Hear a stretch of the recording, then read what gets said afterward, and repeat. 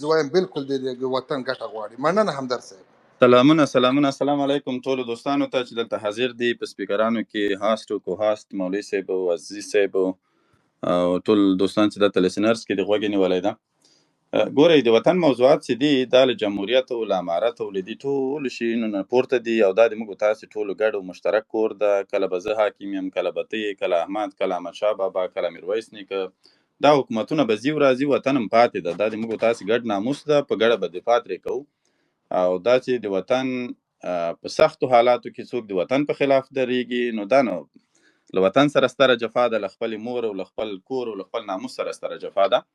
راځو دې ته اول به دغه عنوان ته راسو، بیا به دغه ملک صاحب چې مخکې ځینې خبرې وکړې هغه هم د ما لپاره لږ داسې د دلچسپي وړ وي، زه به په هغه باندې هم لږ وغږېږم.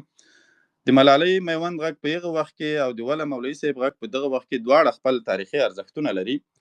ځینې شیونه راځي موږ تاسې ومنو. دغه خارج ته چې اکثر افغانان تللي دي، دوی دوسیې لري یا کیسونه یې جوړ کړي دي چې موږ ته د طالبانو لخوا څخه تهدید موجود ده او هلته د دوی کیسونه په همدغه شکل باندې چلیږي، یا قبول سوي دي یا د قبولي په حال کې دي یا تر اوسه پورې د بررسي یا ارزونې لاندې دي، لا نه دي قبول سوي.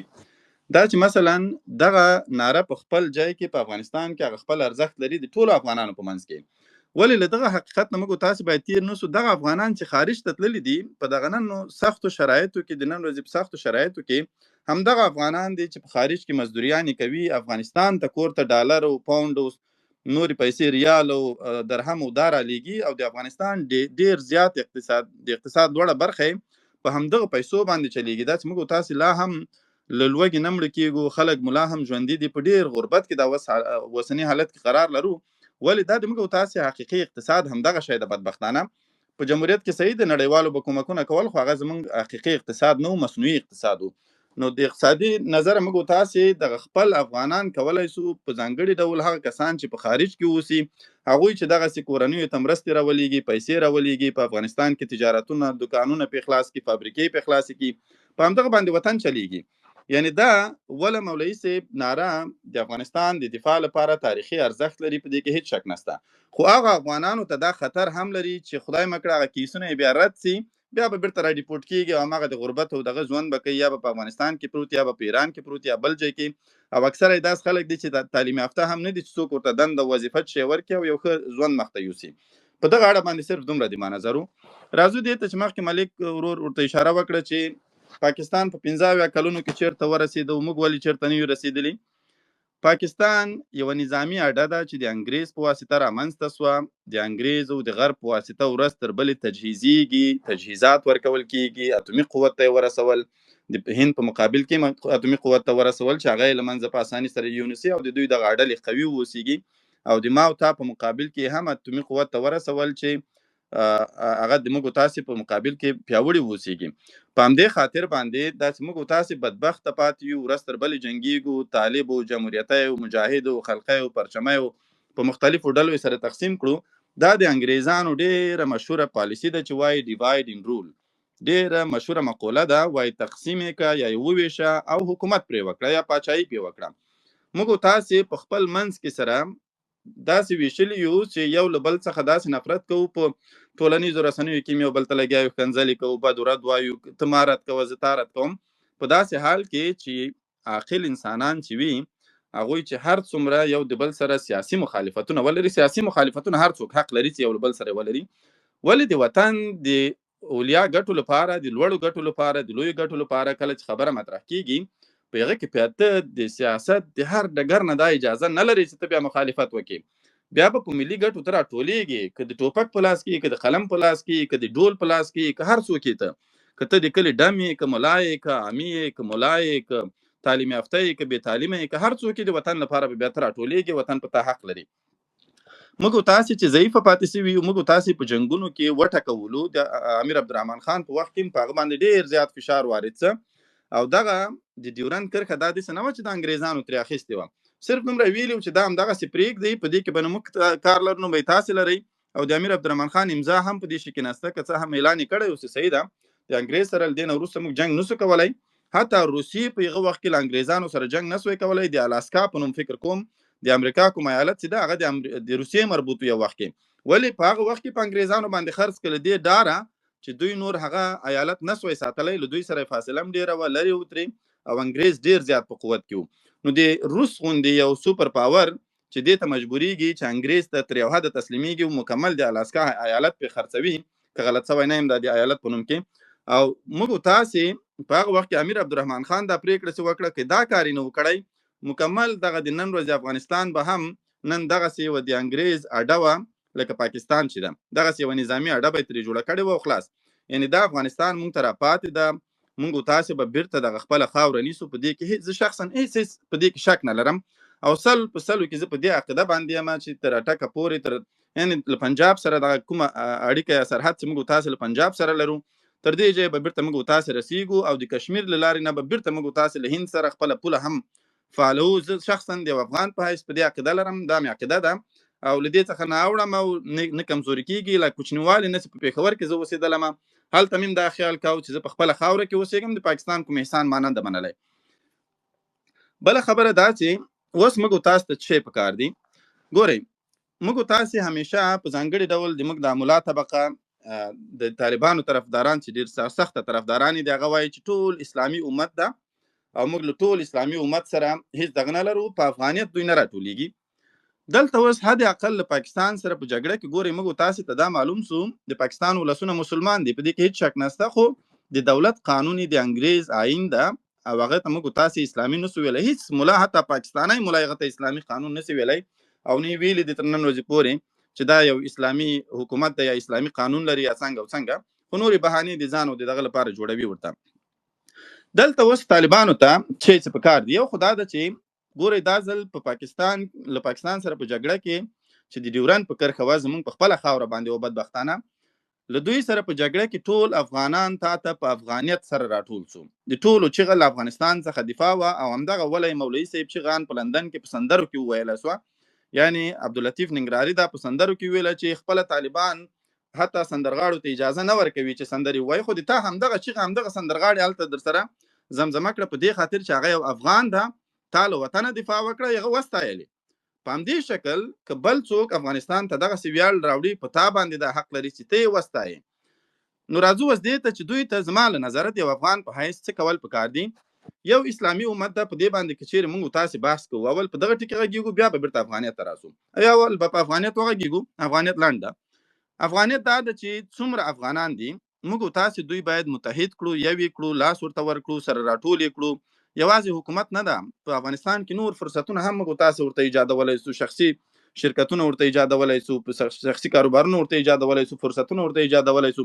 په خارج کې لکه مولوي صاحب ضیاء الرحمن څو ورځې مخکې یو ښه پوسټ کړی و، دا کارګران موږ تاسې لیږلی سو، له هرې کورنۍ نه 2-3 نفره لیږلی سو خارج ته. ولې باید په افغانستان کې وروزو چې مسلکي سي، د مسلکي کارګر په حیث بیا کولی سو چې خارج ته ولیږو، یا په افغانستان کې په داخل د فابریکاتو کې مصروف وساتو. دویمه دا چې دغه ډلې ټپلې چې د ډیوایډ ان رول د پالیسي په اساس د موږ تاسې په منځ کې اول د مجاهدینو د جهاد په وخت کې دا حزبونه رامنځته سو یا تنظیمونه رامنځته سو چې دا باید نه وای سوي، باید ټول یوه ډله وای، پښتون، هزاره، تاجک، ازبک، دا ټول باید تر یوې قومندې لاندې وای، یو حکومت وای. بیا د مجاهدینو هغه حکومت هیڅ وخت سقوط نسوی کولی، او د نړۍ تر ټولو ستر پیاوړی او قوي نظام به وای، د اسلامي نظام به وای.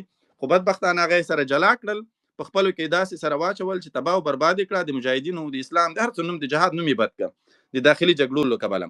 له هغه وروسته اوس چې طالبان راغلي، یوه قومنده لري، یو امیر لري، دغه اتحاد او اتفاق اوس د دوی مسؤلیت ده، ځکه د افغانستان واک د دوی په لاس کې ده. دا چې افغانان څنګه راټولوي، څنګه یې متحدوي، دا مکمل بشپړ مسؤلیت دوی ته راجع کیږي. په دې ښکنځلو ټولنیزو رسنیو، په دې چې څوک مخالفتونه کوي، څوک یې نه کوي، څوک طرفداري کوي، په دې هېڅ هم نه کیږي.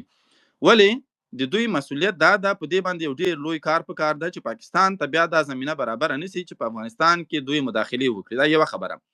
دویمه خبره، اسلامي امت ته راځو. موږ تاسې الحمدلله ټول مسلمانان یو، زه باور لرم دلته چې چا غوږ هم نیولی مسلمانان دي، همدغه کلمه وایي چې لا اله الا الله محمد رسول الله. موږ تاسې هم وایو. داسې څوک په افغانستان کې یو 2-3-4 نفر خارج ته تللي، داخل د افغانستان کې که هغوی مرتد سوي یا کفر انتخاب کړی، هغه جلا خبره ده، استثناء ده. ولی مکمل 99.9% مسلمانان په افغانستان کې الحمدلله. اسلامي امت باندې موږ تاسې ټول باور لرو. د رسول الله صلی الله علیه وسلم په وخت کې، د خلفای راشدین په وخت کې، لغنه حتی وروسته په اسلام کې یو حکمران، یو امیر به او نو ټول حکمرانانو په مختلفو هیوادونو کې کټ مټ لکه اوس موږ تاسې دغه د یونایټډ کینګډم یا د برټانیې پادشاهي چې موږ تاسې وینو، ګورئ په برټانیا کې پاچا کینی یا ملکه کینی، که ملکه یې که پاچا یو د دوی څخه وي، په هغوی کې تاسې وګورئ کاناډا د دوی تابع ده. کاناډا پاچا نه لري، نه رئیس جمهور لري، بلکې پرایم منسټر لري. نیوزیلینډ په همدې شکل د دوی د پاچا یا د دوی د ملکې تابع ده. استرالیا د دوی د پاچا یا د ملکې تابع ده. آیرلینډ او سکاټلینډ او ځینې نور هیوادونه چې هغوی د دوی مستعمرې نه بلکې کامن ویلث هیوادونه ورته بلل کېږي، چې دوی یو مشترک المنافع هیوادونه دي او په دې کې دوی شامل دي، دوی د دې پاچا تابع دي. په اسلامي امت راځي موږ تاسو اوس داسې پریکړه وکړو چې د نړۍ ټولو مسلمانانو ته موږ درناوی لرو. ولې هغه هیوادونه چې هغه د افغانستان د اوسني امیر المؤمنین سره چې طالبان ورته امیر المؤمنین وایي، دوی ته قابل د قبول ده، چې هر هیواد چې له دوی سره بیعت وکړ، له هغه سره موږ هیڅ مرز او پوله نه منو. مفت د راځي افغانستان ته بغیر له ویزې څخه د راځي، 90 ورځو لپاره د راځي، نوش جانې. موږ به هم همدغسې د دوی هیوادونو ته ورځو، خو هغوی د هم کله چې د دې امیر سره بیعت کوي په خپل هیواد کې بیا د دې حق نه لري چې دوی پاچا وټاکي. همدغسې وزیر اعظم یا صدر اعظم دی وټاکي یا د حکمران نوم دی ورته ورکړي یا هر بل نوم چې ورته ورکوي، هغه به د افغانستان د اوامرو په افغانستان کې چې هر فتوا صادریږي، هر امر صادریږي، د هغه تابع به پاتې کیږي، هغه ته به هغه پروتوکول هم ورکوي، درناوی به هم ورته لري. دغه کار که چیرې موږ تاسې عملي کولی سو، په دغه حالت کې دغه اسلامي امت ته په اوسني حالت کې دغه درناوی موږ تاسو ساتلی سو چې دوی ځان امیر المؤمنین اعلان کړی. امیر المؤمنین خو مؤمنان خو یوازې په افغانستان کې نه دي، نړۍ په مختلفو هیوادونو کې دي. د دې حل لاره دا ده. نو اصلي هدف مې له دغه خبرو څخه دا ده چې طالبانو ته اوس پکار ده چې لومړی تمرکز د دوی په ټولو افغانانو باندې اوسیږي. کله چې موږ له خپله کوره په دغه مرکز په دغه هسته کې قوي اوسیږو، په مدارونو باندې دغه الکترونونه چې راتاویږي دا به بیا ټول د موږ تاسې تابع وي. ولې که چیرې د موږ تاسې مرکزي هسته ضعیفه واوسیږي، دلته موږ تاسې باور ونه لرو، یو پر بل باور ونه لرو، یو بل ته درناوی ونه لرو، یو بل سره قوي نه کړو، یو پر بل پسې ونه درېږو، ټوله ورځ لګیا یو بل ته ښکنځلې کوو، یو بل تخریبوو، یو بل ماتوو، نه پرېږدو چې یو څوک مخته لاړ شي، پرمختګ وکړي، ښکته یې راچوو بیرته. په دغه حالت کې به بدبختانه همدغه کمزوری پاکستان چې پرون د ما او تا تر مخ ایجاد څه دا به ما او تا همدغسې ټکوي. دوی به اتومي قوت وي، زه ته به فقیر و ذلیل و همدغسې در بدره یو. ولې دا د کوزي پښتونخوا یا د تر اټکه پورې د موږ تاسې ځمکه نیول، دا په هغه حالت کې ممکنه ده. د اوسنی حالت چې کوم په پاکستان کې روان ده، چې په دغه پښتنو باندې هم د پاکستان د ملیټري اسټابلیشمنټ یا د دوی د نظامي رژیم لخوا ظلم کیږي، هم پکې ناامني رامنځته شوې ده، د ازادۍ لښکرې هلته لګیا دي، جنګونه پکې کوي. په دغه حالت کې دا خلک فقر او غربت ته روان دي. په دوی به داسې بد حالت راسي، خدای دې نه کړي چې راسي، خو را روان ده په دا حالت چې بیا به دوی خپله مجبوره سي وبوایي چې موږ بیرته له افغانستان سره یو ځای کیږو. اوس خو دوی یو څه غره دي، پاکستان یو څه نازوي، یو څه به خلک به تربیه کړي، یا اس آی به تربیه کړي وي، د دوی طرفدار به وي، پلویان به وي. هغوی نه پرېږدي چې په عامو خلکو کې داسې څوک سر پورته کړي چې هغه د افغانستان ناره پورته کړي، هغه داسې ناره پورته کړي چې موږ د افغانستان برخه یو. ولې دا حالت تمامیږي، د اس آی پیسې به په خلاصېدو سي. کله چې دلته ناامني ډېره سوه، بیا به آی اس آی او د پاکستان ملیټري اسټابلیشمنټ دې ته مجبوریږي چې یوازې د سند او د پنجاب امنیت ونیسي، او نور د بلوچستان امنیت به هم له لاسه وتلی وي، د کوزي پښتونخوا امنیت به هم له لاسه وتلی وي. هغه فرصت بیا رامنځته کېږي چې بیا دا خلک خپله پرېکړه وکړي چې اوس د افغانستان برخه کېږي، او که یو جلا ایالت ځان ته جوړوي، یو جلا بلوچستان جوړوي، جلا کوزه پښتونخوا جوړوي، پښتونستان جوړوي، هر څه چې جوړوي. نو دغه دوه اپشن بیا دوی ته پاتې کېږي، او دریم اپشن بیا دوی ته نه پاتې کېږي.